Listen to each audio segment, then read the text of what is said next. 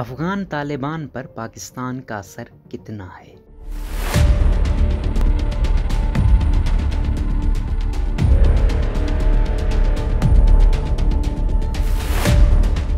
افغانستان کے صدر ڈاکٹر اشرف غنی کا تعلق صوبہ لوگر سے ہے۔ ان کا آبائی گاؤں لوگر کے ضلع محمد آغا میں واقع ہے۔ اس گاؤں کا نام سرخاب ہے، جہاں آج بھی ڈاکٹر اشرف غنی اور ان کے خاندان کے پرانے گھر موجود ہیں۔ سینئر صحافی حامد میر لکھتے ہیں کہ چند دن پہلے افغان طالبان نے سرخاب پر قبضہ کرتے ہوئے وہاں اشرف غنی کے آبائی گھر پر امارت اسلامیہ افغانستان کا پرچم لہرا دیا۔ سرخاب دارالحکومت کابل سے فقط 30 کلومیٹر دور ہے۔ طالبان صرف کابل کے جنوب میں واقع لوگر کے ضلع محمد آغا تک ہی نہیں پہنچے، بلکہ کچھ ہی دنوں میں انہوں نے شمال کے بہت سے اہم اضلاع پر بھی قبضہ کر لیا ہے۔ کچھ صوبوں کے ہیڈ کوارٹرز پر انہوں نے قبضے سے گریز کیا، کیونکہ ایسی صورتحال میں فضائی بمباری کا خدشہ ہوتا ہے۔ طالبان اکثر علاقوں پر خون ریزی کے بغیر قبضے کی کوششوں میں ہیں۔ کچھ دن پہلے شمال میں عبدالرشید دوستم، استاد محقق اور عطا محمد نور نے طالبان کے مقابلے کے لیے ایک اتحاد بنانے کا اعلان کیا تھا، لیکن طالبان کی پیش قدمی رکی نہیں۔ زابل، فاریاب اور فرا سمیت کئی صوبوں میں افغان نیشنل آرمی نے مزاحمت کیے بغیر ہتھیار ڈال دیے۔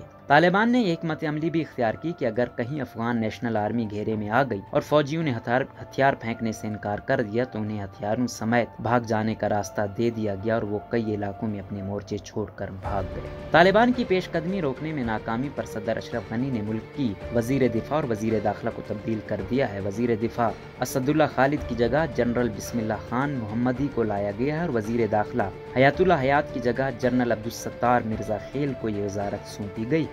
افغان طالبان کی طرف سے واضح کر دیا گیا ہے کہ 11 ستمبر تک ملک میں امریکی فوج کے انخلاء کے بعد کسی بھی دوسرے ملک کی فوج کو وہ افغان سرزمین پر برداشت نہیں کریں گے۔ ترکی کی طرف سے یہ پیشکش کی گئی تھی کہ وہ کابل ایئرپورٹ کی حفاظت کے لیے اپنی فوج کابل میں رکھنا چاہتا ہے۔ طالبان کے ترجمان ذبیح اللہ مجاہد نے ترکی سے کہا کہ وہ بھی افغانستان سے نکل جائے۔ طالبان کی پیش قدمی نے ایک طرف امریکہ اور یورپ اور دوسری طرف ایسے تمام مسلم ممالک کو بھی پریشان کر دیا ہے جو افغانستان میں قیام امن کے لیے کوششیں کر رہے ہیں۔ پاکستان بھی ایک مشکل صورتحال سے دوچار ہے۔ اب یہ کوئی راز نہیں رہا کہ امریکی فوج 11 ستمبر تک افغانستان سے نکلنا چاہتی، مگر طالبان کو کابل پر قبضے سے روکنا بھی چاہتی ہے، اور افغان نیشنل آرمی کی فضائی مدد کے لیے پاکستان میں ایک اڈا بھی حاصل کرنا چاہتی ہے، جہاں سے بوقت ضرورت طالبان پر بمباری کی جا سکے۔ پاکستانی وزیر اعظم عمران خان نے واشنگٹن پوسٹ میں شائع ہونے والے کالم میں واضح کیا ہے کہ افغانستان میں قیام امن کے لیے امریکہ کے ساتھ شراکت داری کے لیے تیار ہیں، لیکن امریکہ کو پاکستان میں فوجی اڈے نہیں دیں گے۔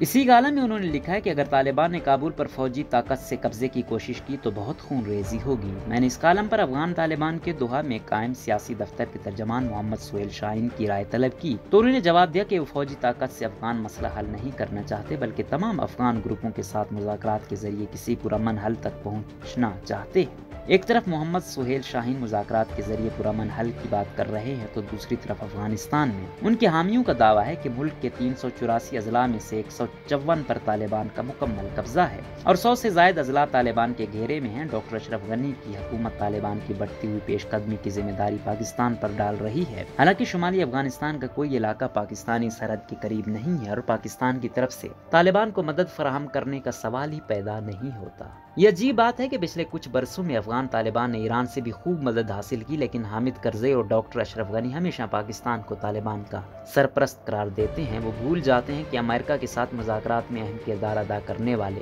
ملا عبدالغنی برادر پاکستان کی قید میں رہے۔ پاکستان کے ارباب اختیار نے ہمیشہ افغان طالبان کے بارے میں تاثر دیا ہے کہ پاکستان ان پر بہت اثر رکھتا ہے، لیکن اہم مواقع پر افغان طالبان نے پاکستان کی بات ماننے سے انکار بھی کیا، اور پاکستان کو عالمی سطح پر سبکی کا سامنا بھی کرنا پڑا۔ حال ہی میں ترکی نے افغان امن عمل کو آگے بڑھانے کے لیے ایک اہم کانفرنس کا اعلان کیا، لیکن طالبان نے اس کانفرنس میں شرکت سے انکار کر دیا۔ مغربی ذرائع ابلاغ یہ بھول جاتے ہیں کہ 9/11 کے بعد پاکستان نے اپنی افغان پالیسی بدلی تو افغان طالبان کے دل بھی بدل گئے۔ وہ پاکستان کے ارباب اختیار پر اعتبار نہیں کرتے۔ پاکستان ایک طرف طالبان کو کابل پر قبضے سے دور رکھنا چاہتا ہے تو دوسری طرف طالبان پر اثر قائم رکھنے کا بھی خواہش مند ہے۔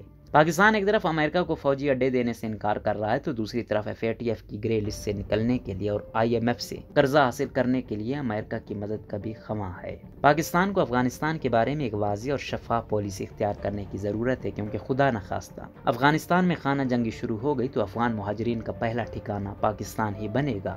سرخاب میں اشرف غنی کے آبائی گھر پر طالبان اپنا پرچم لہرا چکے ہیں۔ اگر اشرف غنی کابل کے صدارتی محل سے بھی نکال دیے گئے تو ان کا ٹھکانہ کوئی مغربی ملک ہوگا، اور پھر ان کا اصل نشانہ طالبان نہیں بلکہ پاکستان ہوگا۔ اس صورتحال میں سب مغربی طاقتیں غنی کی پشت پر کھڑی ہوں گی۔ یہ امر خوشائند ہے کہ طالبان ابھی تک فوجی پیش قدمی کے ساتھ ساتھ مذاکرات کی بات بھی کر رہے ہیں۔ میری اطلاع کے مطابق طالبان کا اشرف غنی کے کچھ قریبی ساتھیوں سے رابطہ ہے اور وہ اپنے مخالف گروپوں کے ساتھ کچھ لو اور کچھ دو کی سوچ کے تحت کوئی راستہ نکالنا چاہتے ہیں۔ ہو سکتا ہے کہ آنے والے دنوں میں وہ کوئی بڑا سرپرائز دیں، لیکن انہیں دنیا کو یہ یقین دلانا ہوگا کہ وہ اپنے زیر تسلط علاقوں میں کسی انتہا پسند یا دہشت گرد تنظیم کو ٹھکانے نہیں بنانے دیں گے، اور یہ بھی یاد رکھیں کہ اب پاکستان سمیت کوئی مسلم ملک ان کا دفاع کرنے کے قابل نہیں رہا۔